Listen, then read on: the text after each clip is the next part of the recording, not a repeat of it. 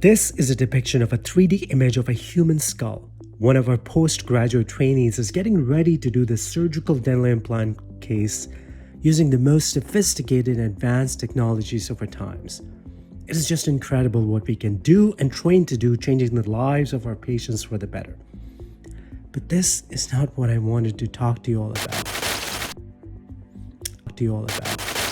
A patient referred to me asked a question. "Hey doc, they told me you're a surgeon who can do dental implants.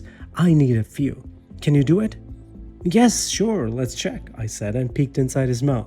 Saw fillings and crowns in almost every remaining tooth and not apparently the best home care. I wanted to talk to him about, that he needs to brush and floss more often, make that 45-degree angle of brush, etc., etc. The usual stuff which dentists often tell their patients.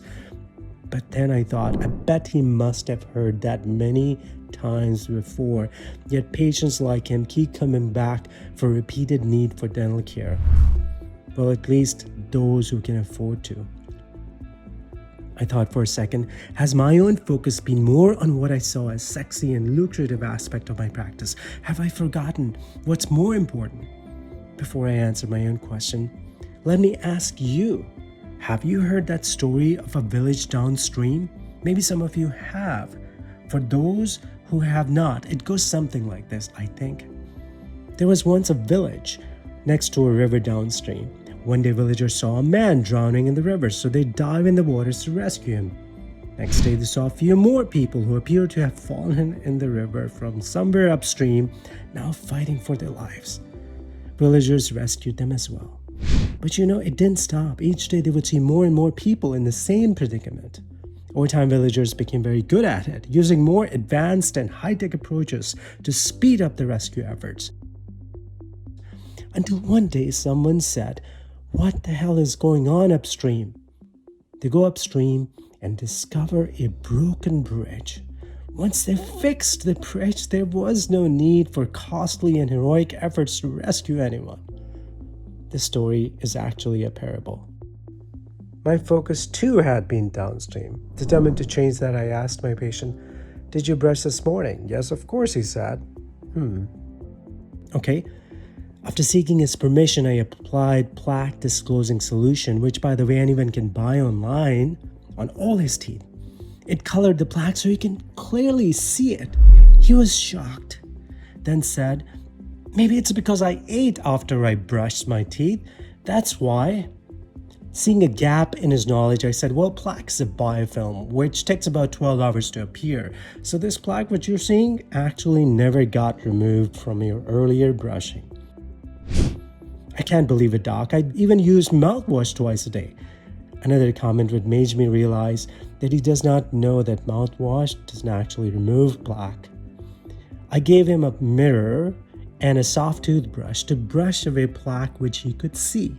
Using his own hands, he removed most of the plaque.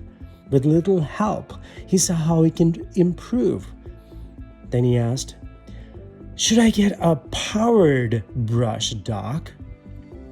Well, if you have just removed plaque with this inexpensive brush and floss, why then you think you may need a powered brush?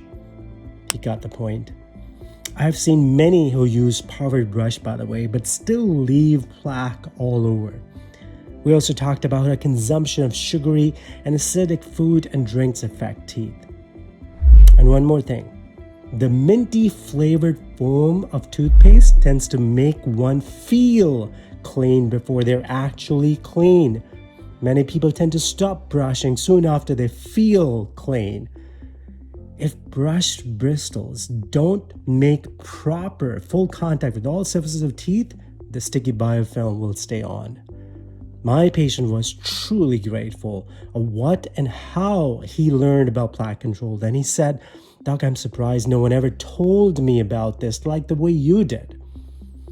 I was just glad that a different approach worked as I focused back upstream and attempting to do something differently to get a better outcome.